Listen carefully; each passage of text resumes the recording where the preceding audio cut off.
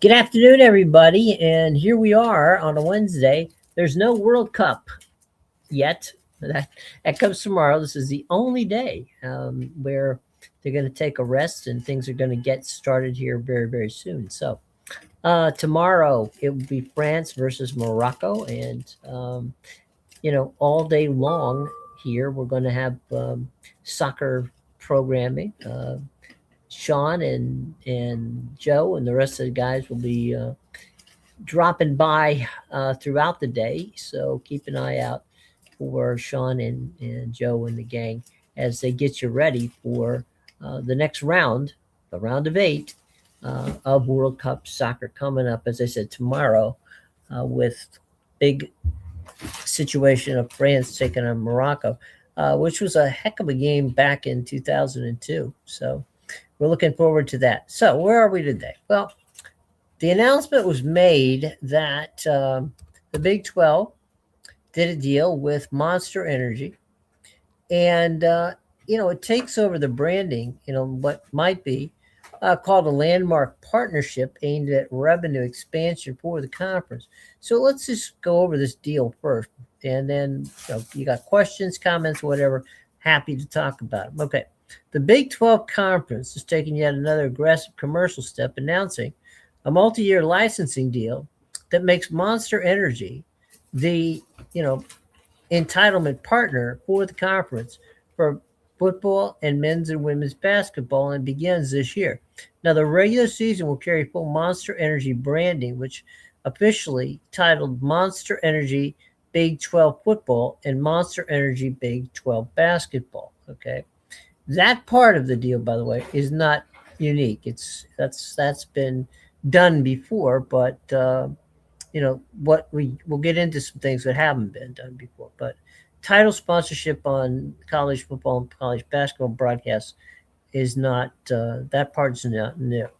The partnership delivers one of the most visible sponsorship integrations in college sports, expanding beyond the naming rights into uniforms, the field, the courts, and the event presentation. Now that's where things have changed, right? Okay.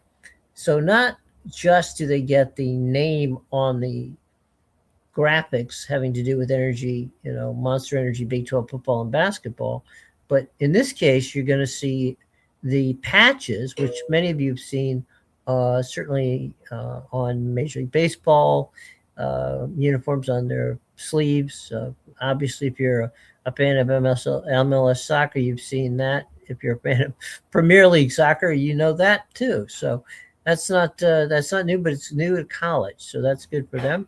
And then there's, of course, as I said, the fields, the courts, and the event presentations. Get into that a little bit more. Every Big Ten football and basketball program will add co-branded Monster Energy Big 12 patches to their jerseys. The same logo will be installed on the conference football fields, basketball courts, with Monster Energy covering the installation of all that. The brand will also be integrated across the conference's digital and social platforms. It will serve as a title sponsor for the 2026 football and basketball media days, and expanding its presence across the league's highest profile events. What's the financial impact? Okay, here we go. The deal is valued at roughly $20 million annually, with each of the 16 schools in the Big 12 expected to receive approximately $1 million per year. Commissioner Brett Yormark described the agreement as a first of its kind partnership that aligns the league with the strategy of maximizing control of inventory and elevating the national visibility. Now, how could this affect, and this is what I'm sure most of you want to know, Big 12 membership? A conference-wide, entitlement sponsored deal like this scale strengthens the Big 12's position as an aggressive revenue maximizing league. The guaranteed increment revenue, combined with high visibility branding across uniforms, fields, courts, media platforms, gives the conference a clear financial and promotional pitch when courting future members. It signals potential additions that the Big 12 may be willing to innovate beyond traditional media by monetizing and controlling assets at scale. In a realignment era where leaders prioritize exposure and financial stability, this partnership demonstrates that the conference can grow revenue independently from its television TV contracts and making membership more appealing for schools that evaluate long term value. Okay, so that's the long and the short of the deal, and not a bad idea, not a bad idea at all. And we will be moving forward from that. So let's talk about, is it a good deal, right? Are we are we getting what we're paying for here? You know, are we seeing things that we should be seeing? And I think the key here is for the Big 12, it's a good opportunity. Does it help expansion? It could. Okay. Now, each team in the Big 12 getting $1 million, that really doesn't move the needle much. But what does move the needle is, of course, the opportunity to maybe expand that by getting more sponsors. Now, I know that the ACC, the SEC, and the Big Ten have also, spoken to people about this and sponsorship situations, and we're hoping that we see some sort of opportunity there as well. So we will absolutely see what's going on here in the not too distant future with regard to, um, what's going on in the Big 12, and if it helps get the process moving, it's not going to be a bad thing. Um, so anyway, that's one thing that we can keep a lookout for. Um, let's see what else is going on, and let's see what we let's talk about. Let's talk about. Let's talk about the conference alignment aspect of this. What teams might be interested in the possibility of joining in this regard? Okay, now that we've got the Big 12 deal in place, and I think that when we start that process, things begin to move very, very quickly. Um, I think that what we're looking at here is a conference deal that could be very, very lucrative um, down the line. And we need to see, part of it's going to have to be when you're talking to your media partners, the media partners are going to want to make sure that they get their exclusivity in certain areas too. So this is kind of like a NASCAR deal where there's going to be multiple sponsors involved in this package, and I think that that's where we're going to see, um, the rubber hit the road for them. Let's talk a little bit about the situation with regarding to um, streaming. We talked a little bit about that yesterday, and a lot of people have been talking about carriage fees, right? Carriage fees are very important.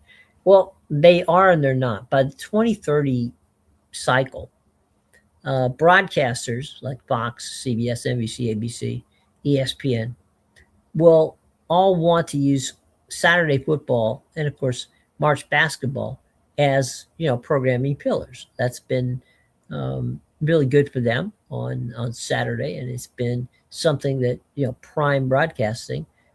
Fox, of course, having big noon.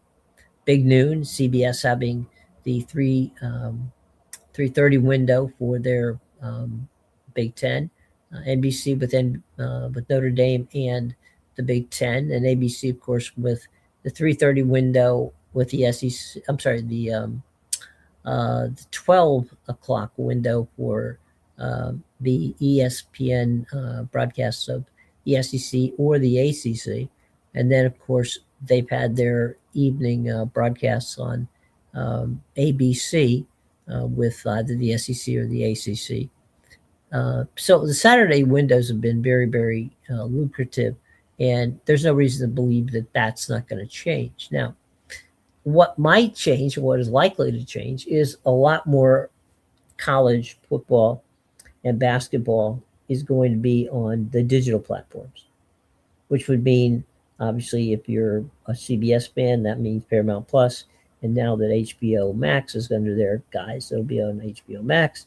Let's talk a little bit about the situation having to do with college on NBC. We know they've used a lot of already used a lot of Peacock for that, and with Notre Dame and with the Big Ten. Um, Obviously, we've got ABC, ESPN with their ESPN packages on the SEC network and the ACC network, which are all now going to be rolled into the ESPN app. So there's your streaming there. And then Fox has launched Fox One, which is their streaming service, which just got underway. It's got a little over 3 million subscribers at this point in time. DAZN, which is DAZN, uh, if you're outside the country, you know who DAZN is. Here in this country, they're known basically for their boxing. So, at this juncture, we'll find out exactly what's going on there. Um, but DAZN could be a player in this role because they do want to get in the market, and this might be a way for them to do it. So, without question, you're going to want to see how that rolls out from the streaming standpoint. Look for a lot more streaming soccer to me. We've had a World Cup here now that is really starting to gain traction. We're getting some great numbers uh, from the rating standpoint, and with big names that are still left in the tournament, man, it should blow right off the doors up. I mean, tomorrow with that France Monaco game um, on Fox, you're seeing some of the best players in the world. Certainly, you're going to see Kylian Mbappe and a French team that may very well be the best team in the tournament. And certainly, that's something that we're going to want to keep an eye on. That's a 4 o'clock start tomorrow afternoon, which puts it in prime time. In England and of course over in Europe. So keep an eye out for that. We definitely expect a good result in that regard. So that'll be fun. Um, and moving on the rest of the week, we've got some really killer soccer coming up. So again, streaming services are going to be where you and I are going to be consuming most of our sports in what is going to be a direct to consumer situation. And it doesn't really matter whether you're in the United States or you're outside the United States. Direct to consumer streaming is the way to go, and it will be the way to watch college sports in the future. Now, what does that mean? That means very clearly that, no doubt, 100%, that um, we're going to pay for what we want, right? So let's use the baseball example for right now, Major League Baseball. Major League Baseball gives you the opportunity to buy a package of all the games so you can watch all the games around, every game every day. They now own 15 teams, local media rights. So that way you can buy a package that not only gives you your team. So if you want to watch the Yankees or you're in Los Angeles, you want to watch the Dodgers, you can do it, by buying the package. And then you can get all the other games too. So you can just buy your favorite team or you can buy your favorite team and the league. That's something that the NBA is working on right now. The NHL is working on right now, and that's the ethos of ESPN. ESPN's app is going to have a great deal of soccer on it. It's going to have a great deal of hockey on it. It's going to have a great deal of baseball on it. It's going to have a great deal of international sports on it. That is basically how direct to consumer is going to work and work well, in this new world. And I think that is going to be very critical to the future of how successful these, you know, uh, broadcasters and streamers are. Because moving forward from 2030, yes, the networks are going to want to put, time and effort into this and expense into it. But Apple and Netflix and Amazon Prime and YouTube have the money, and they are going to help, and they have a global presence. So it's important for them, to have the um, the ability to take their product on a worldwide basis. They want to go as far as they possibly can to, maximize their exposure and get their opportunity to see as much content as they can. So that's where Olympic sports will come in handy. Uh, I mean, from if you're Apple, you want tonnage, which means programming, and Apple took on the MLS this year. I mean, sorry, a couple of years back. So they're in about their third year of that, and it's going worldwide. Um, and of course, we know that Thursday night football and then the NBA is streamed worldwide on Amazon Prime, and then Netflix, of course, has gotten into wrestling as well as um, a couple of boxing matches, and now the NFL. So when they're going to have coming up next week, they're going to have the Major League Baseball um, home run derby. So plenty of stuff that people are going to want to watch in the not too distant future. And so streaming it's already part of our lives. Anybody who watches Peacock or Paramount Plus or the ESPN app or now Fox One just getting underway. Um, Paramount, I'm sorry, Apple and of course the Amazon Prime all know that they want content that travels. They want content that's not just driving numbers here in the United States, but is also driving numbers overseas. That's why the World Cup, and a lot of people don't. World Cup women, the U.S. This the World Cup women's soccer tournament worldwide um, is will be on Netflix. So in 2027, when we begin to watch, the World um, Championship and the um, World Cup for women's soccer, it's going to be all on Netflix. So, you know, they went directly to streaming with the World Cup in that regard. And in talking with people who are involved in the production of it, they're pulling out all the stops. They're not going to have any different. You're going to the same advanced and in-depth coverage and tremendous production value that you're seeing on the men's World Cup is going to be on the women's World Cup coming up here in 2029 as we move forward. And I think that's going to be a very, very big driver of subscriptions, both here in the United States and worldwide, for Netflix. So what we're seeing is these streamers, whether it's college sports, whether it's pro sports, whether it's niche sports, that's what drives subscribers. I mean, it's hard to explain to some people that, for instance, one of the biggest subscriber driven areas is cricket. And, it's something that's foreign to many, people in the United States, even though we're starting to get starting to get a feel for it. And it's going to be in the Olympics in 2028 in Los Angeles. And actually, many of you know that we have already played baseball games and will play football games on cricket pitches in Australia. Um, the fact that we, as Americans, are getting to the point where we're if we have an interest, be it cricket, be it um, you know Australian rules football, no matter what it is, there's a streamer out there that will provide it to you.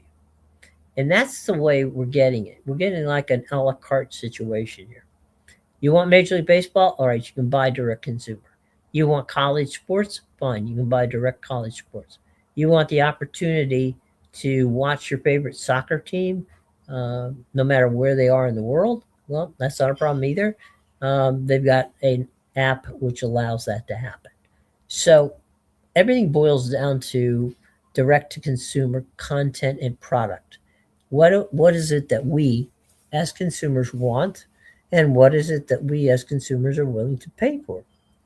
Now, your sports bill versus your old cable bill, it's going to be interesting. It's going to be a situation of how much can you afford, and how much of that content, you know, are you going to be able to stream?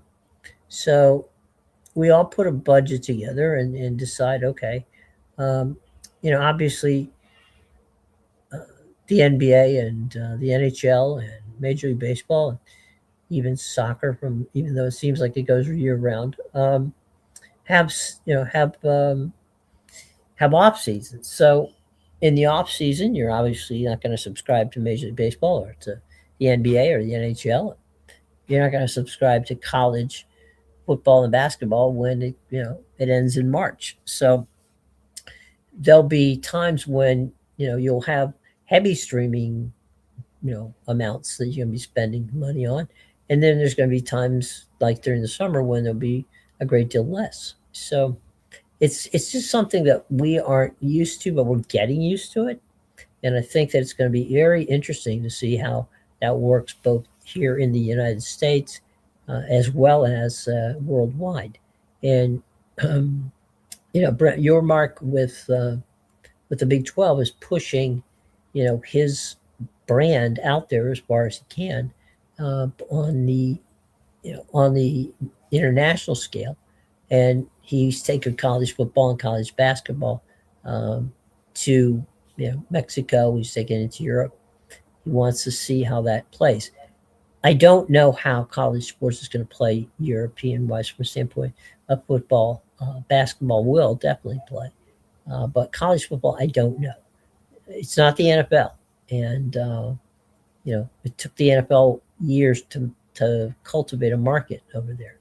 Now there's been a game played in Ireland for a number of years, and as a matter of fact, I did one of the games in Ireland, which was the first game of the season, you know, over a decade ago, and there's obviously, you know, since it was Ireland and Boston College was playing in it, there were a lot of people that were interested in it. So my guess is that there will be a lot of people that will go to the Ireland game. Who will show up in London? No idea. It may be a good idea, it may not. We'll find out. But you have to start somewhere, and so your mark is moving in that direction. However, the Olympic sports, which so many of us undervalue or have undervalued, is where so many Europeans and Asians and people from all around the world come to the United States and play. They play on the tennis teams. They play on the basketball teams. They play on the um, soccer teams here in this country. So we have a lot of people in the United States who are attending schools that are from other countries, and they have a strong following. Other families, to be honest, who want to see them play on an international stage. So, in some regards, Apple, I believe, would probably entertain a deal for not just the main sports, meaning the football and the basketball, but the Olympic sports too, because of the international appeal of that. So again, throughout the past few days, there's been a lot of conversation about, you know, uh, carriage fees here in the United States, about with regard to, you know, uh, making money from it, from networks, and who makes what, and what conferences do better from their deals. As the cable world shrinks, and it continues to shrink, um, what we're going to have to wait on and find out is, can we get to the point where, um, streaming and direct to consumer can offset some of the cost that that we're losing um, from the cable situation. Now, cable right now still dominates, but it's grossly, undervalued from a standpoint of it's gone far down. Give you a quick for instance. Why the money that will be involved in streaming, the global streaming platform, the market is expected to grow from $34 billion, which is what was the 2025 number, to approximately $68 billion in 2030. Okay, so that's um, quite a substantial jump in regards. That's a basically a 50% jump. Uh, in 2025, there were over 25 million viewers projected to stream sporting events at least once a month, which is up from 57 million, which was back in 2022. So you can see that streamers here in the United States, it's becoming more of a something that more people are getting used to. Doesn't mean that ANBC, Fox, CBS, ABC, ESPN are going away. It just means that um, marquee events only may determine, what you see and what you decide to stream, because the marquee events are going to be streamed anyway as well. So you're not getting off with just that. So I think that on a United States and a worldwide basis, we're seeing some pretty amazing we're seeing some pretty amazing movement from just what we like to call linear TV, which means over the air broadcast, which of course is you know, your flagship networks like Fox, ABC, CBS, and NBC, and even now some of the smaller ones, the Ion Network and CW, getting into the sports business. They're doing it because there's money to be made there, but they also realize that there's a niche market for some of this stuff. I can see the day in the not too distant future where we see channels like we have the golf channel and we have the tennis channel. Well, we very well may soon see, the racing channel where all of the F1 and NASCAR and IndyCar racing is all on one channel, and so the niche ability to watch everything in one place um, could very well happen in the next 10 years as we move from a cable world into a streaming world. And I think that is something that we know with the zone and what they've been able to do in Europe, and in Canada for that matter. They've planted a streaming flag over there, and it seems to be doing well. They've also done the same thing in Eurasia, and and they've done well over in the Japan and Korea area. So it's the world of streaming is not just here; it's expanding at a rate that sports fans are going to have to understand is not going to go away. It's definitely just going to continue to go on and on and on and on. And so, by all means, I think it's going to be something that we will continue to monitor and we'll continue to see how it works. Wimbledon, for instance, is driving some great numbers here in the U.S. Again on streaming, which is on the ESPN app. It's on BBC's iPlayer in England, and throughout Europe, you can stream it. A lot of people enjoy the second screen, which means that can I watch something on the phone? I don't know how many of you do that, but I do. I watch a lot of content, live sports on my phone, on a tablet, on computer, when I'm not, close to my television. And I think that we all are consuming sports nowadays, on our connected devices.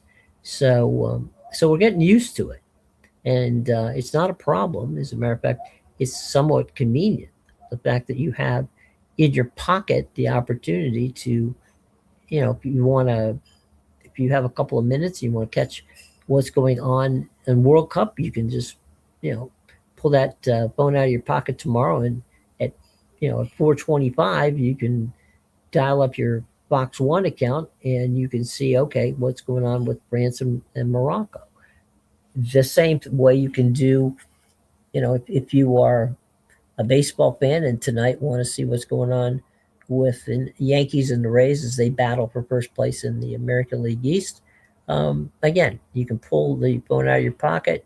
If you got the app that gives you your Yankees games on Yes Network or the Rays TV, you can watch that and get an idea of what's going on with following your baseball team.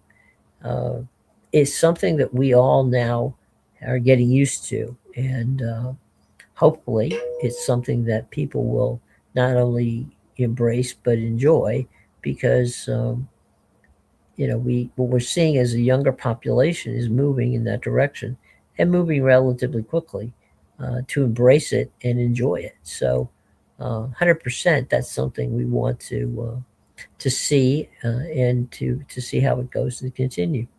Uh, Brief little quick request, if you would do it. You see under there it says subscribe, hit the bell, and like us. Feel free to leave comments. We answer all of them. So if you got a second, this doesn't cost you anything.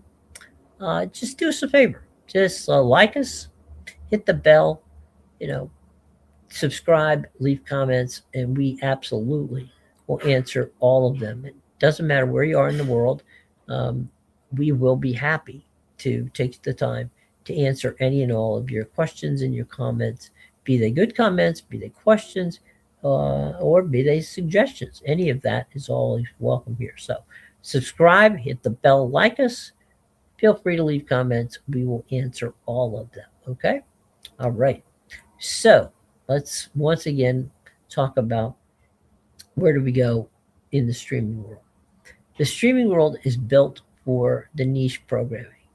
Um, I know a lot of people have been watching the Tour de France and what's going on there, and that's a big streaming situation.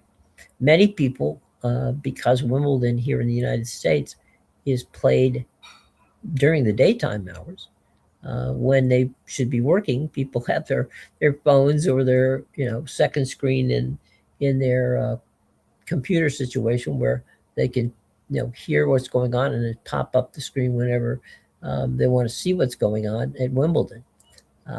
So yeah, it's something that we are embracing because of time differences at this point in time. We have done that with the Olympics in Paris last year, and we will. I'm sure the folks over in Europe were, um, you know, somewhat tired of seeing their teams play in the wee hours of the morning, um, because of the games starting at different times here in the United States with regard to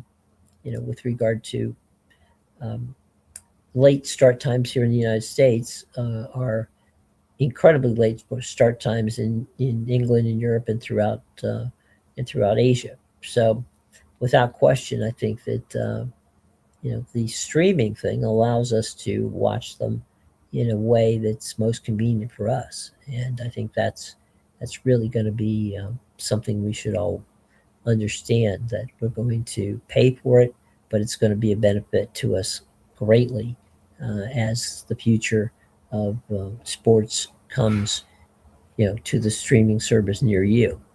And so that's something that I know that um, college and sports fans are, they get very antsy about it. They're like, they want to see their games on, national broadcast TV, and there's no reason to believe that's going to change much. But the amount of games that are moving over to the streaming, it was a substantial amount last year. It's just going to continue to be more and more and more, as they try to accommodate other sports. And It's there's a lot of traffic on the weekends when it comes to sports, and what is it that we will or won't or can or can't do to make it work? So something to look forward to as we get ready for streaming. As I said, next week we get to see the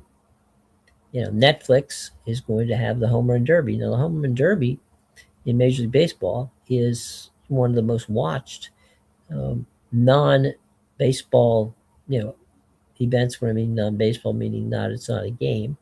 It's an event that's created basically for fan entertainment, and so the Derby's always gotten some good ratings on ESPN. This is the first year that it's not going to be on ESPN, and Netflix paid a good deal of money for the little baseball deal that they got, which was opening day, which they got that one. It's opening night, which was in San Francisco. Did an outstanding job with the NEP and the folks who did the production on that.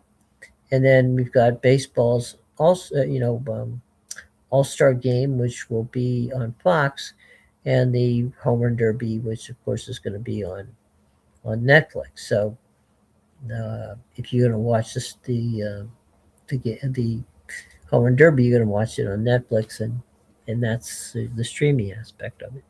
So I think what we're learning here, as people around the world watch World Cup on their phones, on their tablets, on their TVs, and on their computers, is that we in the U.S. are probably a little behind the rest of the world when it comes to streaming.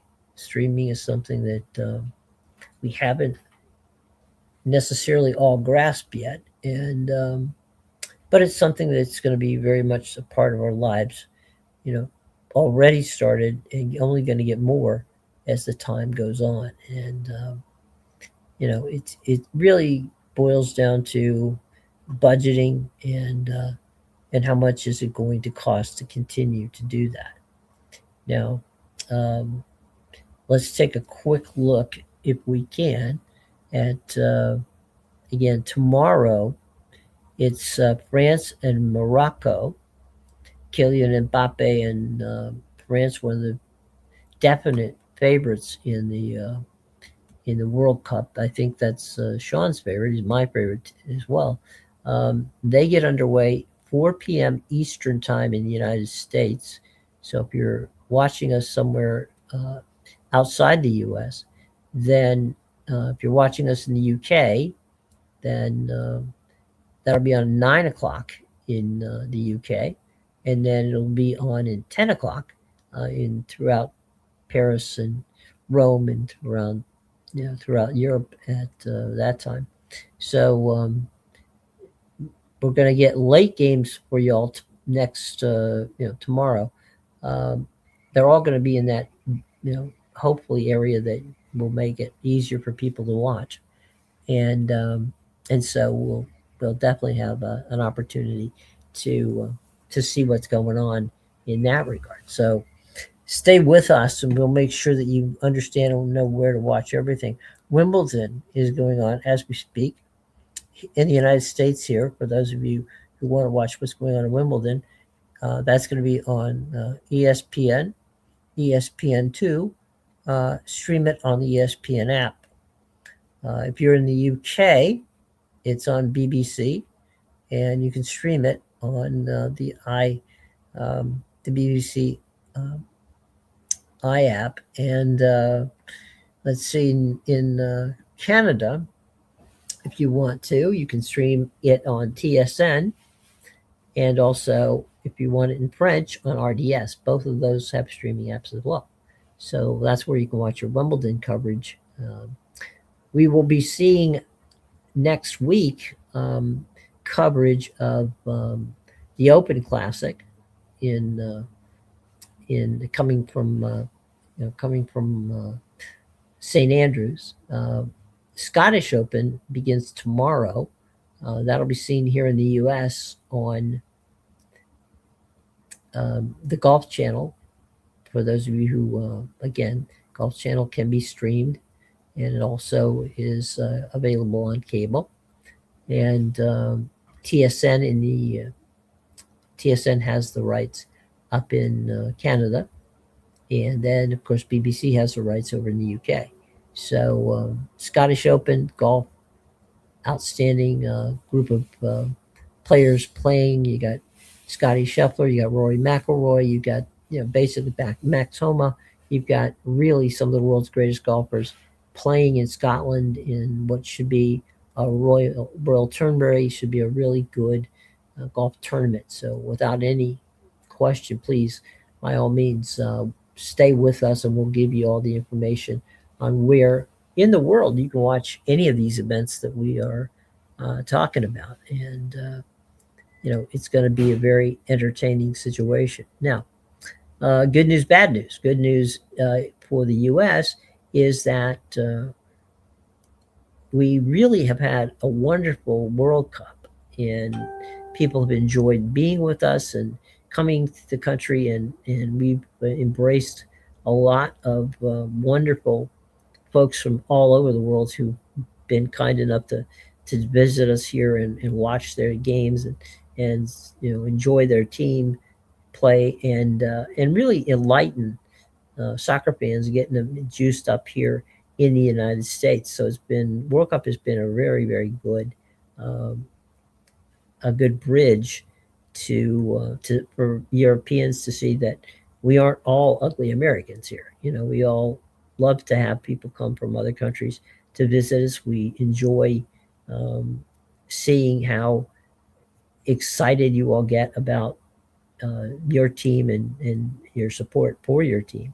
And many of us have gotten caught up and followed, some of the teams and become fans of teams that obviously are not, based here in the United States. So that's been a phenomenal and fun situation. We hope that we've been good hosts for those of you who have come over, and those of you who haven't, at least watching it, you see that hopefully that we have been gracious hosts in the country, and there has been some political aspects that have gotten into this that really kind of overshadowed the game the other day with the U.S. national team getting beat by a very good Belgium side. Um, let's be honest, the U.S. team wasn't as good as the Belgium team, and the mix of politics didn't help that matter much either.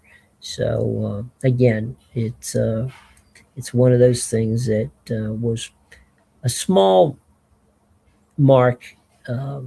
Politics always seems to find its way into sports, but at the end of the day, Belgium played better than the United States team and certainly deserved to move, to the next round more than the U.S. did, and full marks to them. I know that there's a lot of England fans that are excited and Argentinian fans that are excited. A lot of fantastic soccer left to be played tomorrow, as I said, up in Foxborough. For those of you who are not from the United States, Foxborough is south of Boston. It's in the general Boston area. So that's where the New England Patriots play their football games, where Tom Brady and Bill Belichick's have won so many Super Bowls. That is where, in that stadium tomorrow, that's where Monaco will face Kylian Mbappe and his incredibly deeply talented French team. So they're playing in football stadiums around the United States, and we'll get more in depth as each day goes by that there's going to be a tournament game out there. Once again, just to recap as we get ready to sign off here for today, and that is that we um, have seen the Big 12 sign a deal, which is a deal that with Monster Energy, and it will give them sponsorship, it gives them exposure, and it is once again the promotion aspect of what our good friend and commissioner of the Big 12, Mr. Brett Yormark, has done. Brett, of course, has been phenomenal in NBA basketball and other areas where he's done just absolutely outstanding work in promoting, and he's a promotional machine. So Brett's done really well, and he hopes to do well by the Big 12. Once again, we also talked about streaming. We'll continue to do that because it's a topic that goes. We'll talk more about World Cup, and of course, as I said, I'm talking about the TV side of World Cup, and I watch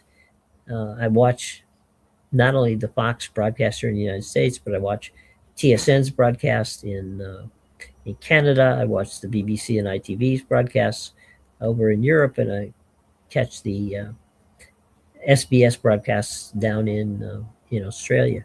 So I get to see a little bit of everybody's coverage. Some spectacular stuff by TSN up in Vancouver. Their studio shots are just amazing. Those of you in the UK, you get to see uh, super stuff from the ITV folks who have planted themselves in the Brooklyn studio, which gives you a magnificent view of the New York skyline from the uh, Statue of Liberty all the way across uh, through Manhattan, and it's a beautiful look out there. Some just outstanding work on the BBC side, on the Fox side here in the United States. They're running their show, the main show, out of their Los Angeles studios, and then of course they've got their on-site teams as well. But most of it, I must say, they've done an outstanding job uh, here at Fox, over at TSN, um, obviously RDS, and ITV and BBC, all outstanding job of covering the world's biggest event, which is of course World Cup soccer. So, tell you what, come on back tomorrow and we'll have some fun. We'll have plenty to talk about. We'll have some guests, and we'll enjoy just chatting with everybody.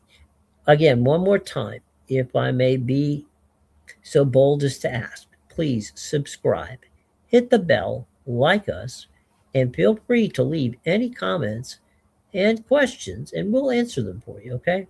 So for the gang here at Stream On, I'm Jim Williams. Have a lovely day, and enjoy the World Cup. Today we have a little bit of a respite. If you're looking for something to watch right now, it's going to, Wimbledon's heating up and some really good tennis is being played. So you got Wimbledon to watch this afternoon, and keep an eye on that. Baseball, for those of you here in the United States and um, worldwide who enjoy that, that's going to be coming up tonight. We got a full slate of Major League Baseball games played this evening. So thanks for coming by. Again, subscribe, like us, hit the bell.